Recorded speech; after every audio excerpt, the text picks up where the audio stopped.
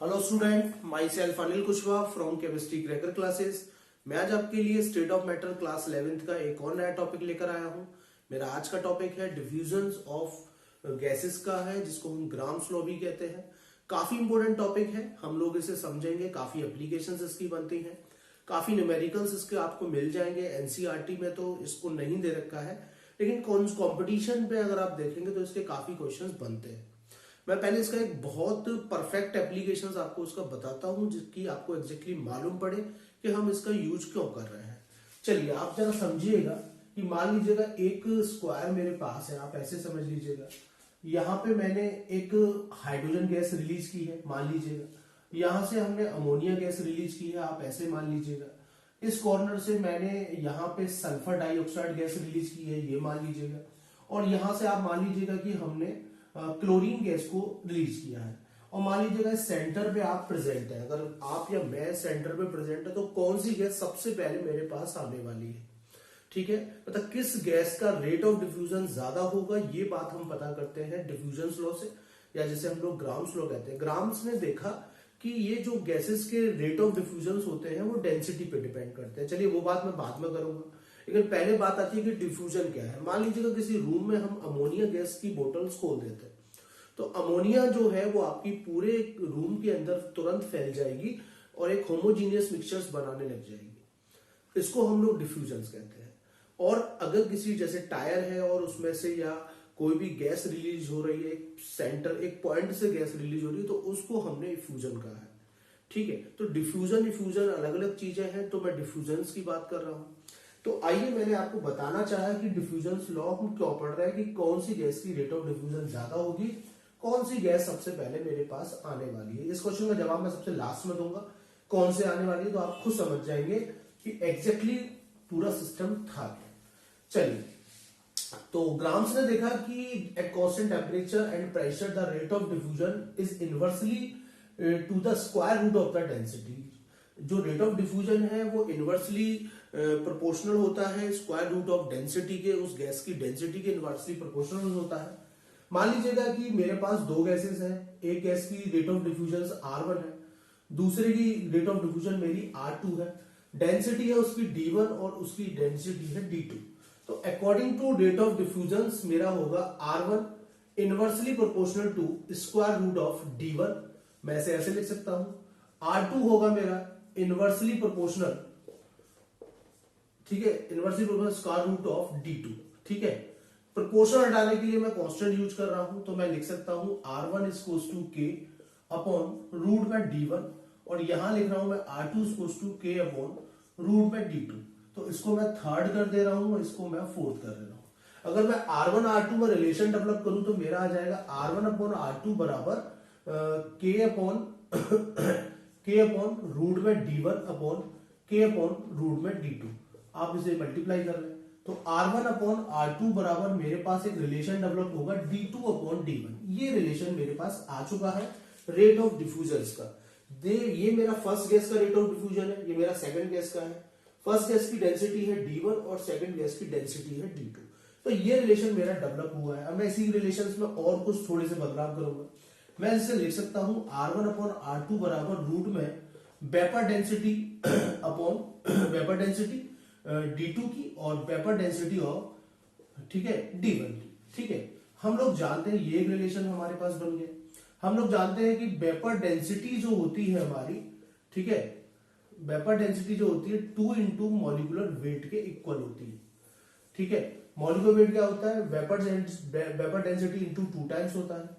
तो मैं vapour density की जगह मॉलिक्यूलर वेट बाई 2 लिख सकता हूं, तो फाइनली रिलेशन आ जाएगा R1 अपॉन R2 बराबर रूट में M2 अपॉन M1। ये रिलेशन डेवलप हो गया। अब देख लीजिएगा मैंने कई रिलेशंस बना दिए। R1 अपॉन R2 बराबर D2 upon D1, R1 upon R2 बराबर वेपर डेंसिटी सेकंड गैस की upon vapour density first gas की, R1 अपॉन R2 बराबर मॉलिक्यूलर वेट सेकंड गैस का और molecular weight of first gas का। तो ये रिलेशंस मेरे डेवलप हो जाएंगे, आप इन्हें नोट कर लीजिएगा। अभी मैं इसमें और चेंजेस करूंगा, फटाफट पहले से आप कॉपी कर लीजिएगा। ठीक है, चलिए।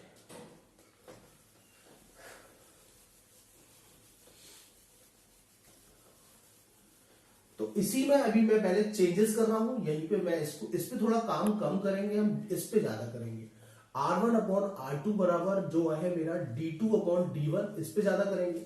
और R1 अपॉन R2 बराबर रूट में M2 अपॉन M1 पे ज्यादा करेंगे। ठीक है, चलिए मान लीजिएगा कि अगर जो दो गैस जिनका डिफ्यूजन हम लोग स्टडी कर रहे हैं उनके प्रेशर बाय द वे मान लीजिएगा P1 और P2 है। आप मेरी बात सुनिएगा, जिन गैसेस के रेट ऑफ डिफ्यूजन हम लोग स्टडी कर रहे हैं मान लीजिएगा कि उनका प्रेशर P1 और P2 है, तो रिलेशन डेवलप होगा R1 अपॉन R2 बराबर P1 अपॉन P2 रूट में D2 अपॉन D1। ये रिलेशन आपका आ जाएगा। इसके रेस्पेक्ट में लिखना है तो R1 अपॉन R2 बराबर P1 अपॉन P2 रूट में D2 अपॉन D1। ये एक नया रिलेशन आ जाएगा। ये भी नए रिलेशन है प्रेशर के रेस्पेक्ट में।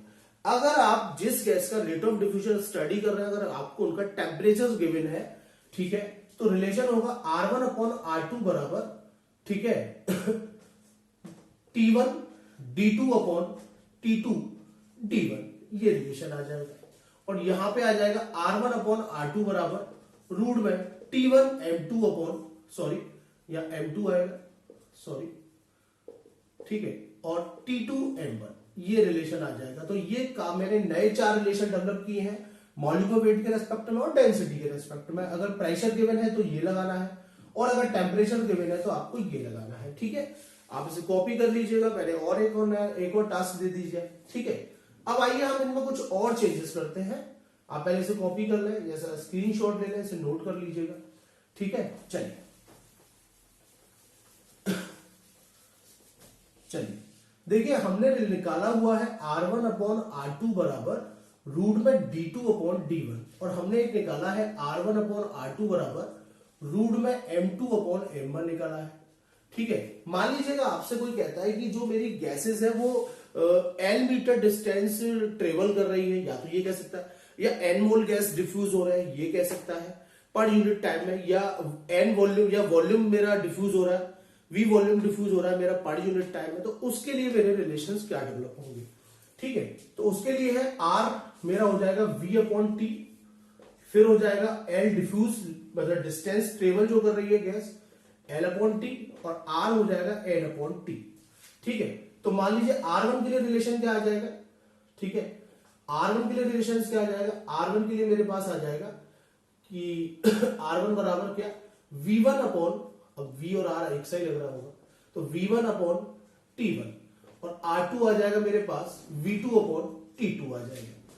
ठीक है, और अगर मैं इसकी बात करूं मोल्स के रेस्पेक्ट में, तो R1 क्या आ जाएगा मेरा N1 अपॉन T1, और R2 मेरा आ जाएगा N2 अपॉन T2। ये आ जाएंगे मेरे। ठीक है, तो मैं इन दोनों रिलेशंस को यूज कर लेता हूं, तो क्या आ जाएगा V1 अपॉन T1, मैं इस वाले रिलेशंस में लगा रहा हूं। ठीक है, एक ही बात है, अब आप उसको अपने आप कर लीजिएगा। V1 अपॉन T1, और नीचे आ जाएगा V2 अपॉन T2, और इधर आ जाएगा D2 अपॉन D1, या हम लिख सकते थे M2 अपॉन M1। ये रिलेशन आ जाएगा। हम इसको ऐसे लिख सकते हैं क्या, V1 इंटू T2 और T1 इंटू V2 बराबर रूट में D2 अपॉन D1, या हम लिख सकते थे M2 अपॉन M1। ये रिलेशन डेवलप हो जाएगा। ठीक है, अगर मोल के रेस्पेक्ट में रिलेशन डेवलप करने हैं तो क्या आएगा, N1 into T2, T1 into V2 और D2 अपॉन D1 या M2 अपॉन M1। ये रिलेशन आपका डेवलप हो जाएगा। ठीक है, अब यहां पे क्या हो सकता है, वो आपसे कह सकता है कि वॉल्यूम अगर सेम है, चलिए वॉल्यूम सेम है तो मैं V कैंसिल कर दूंगा। वो कह सकता है मोल सेम है तो मैं फिर मोल्स कैंसिल कर दूंगा। ठीक है, T पूछ सकता है, T2 पूछ सकता है, फर्स्ट गैस का, सेकंड गैस का, तो बहुत सारे न्यूमेरिकल्स बन सकते हैं। मैंने लगभग सारे रिलेशंस आपके सामने प्रेजेंट कर दी हैं जिनकी हमें जरूरत पड़ती है गैसेस के रेट के डिफ्यूजन्स निकालने के लिए। ठीक है, तो अब आप देखिएगा जो मैंने क्वेश्चन आपको दिया था कि कौन सी गैस सबसे पहले जाएगी, या H2 रखा था, या अमोनिया रखा था, या SO2 रखा था, और यहाँ पे मैंने क्लोरीन रखा था। तो आपको मालूम है कि रेट ऑफ डिफ्यूजन जो है वो इनवर्सली प्रोपोर्शनल है किसके, मॉलिक्यूलर वेट के। जिसका मॉलिक्यूलर वेट कम होगा वो उस गैस की रेट ऑफ डिफ्यूजन ज्यादा होगी। तो फाइनली हाइड्रोजन का कितना होगा आपको पता है। ठीक है, 2 होगा। ठीक है, तो सबसे ज्यादा किसका होगा, सबसे ज्यादा किसका होगा, हाइड्रोजन का रेट ऑफ डिफ्यूजन सबसे ज्यादा होगा, क्योंकि इसका मॉलिक्यूलर वेट कम है। उसके बाद अमोनिया का, उसके बाद क्लोरीन का ज्यादा होगा, SO2 का कम होगा तो SO2 का होगा, उसके बाद क्लोरीन का होगा। ठीक है, तो इस तरीके से आप रेट ऑफ डिफ्यूजन पता कर सकते हैं। मैंने काफी रिलेशंस आपको बता दिए हैं। वैसे आप अगर अच्छा लगा है तो लाइक करिए, सब्सक्राइब करिए। थैंक यू, आज के लिए इतना ही।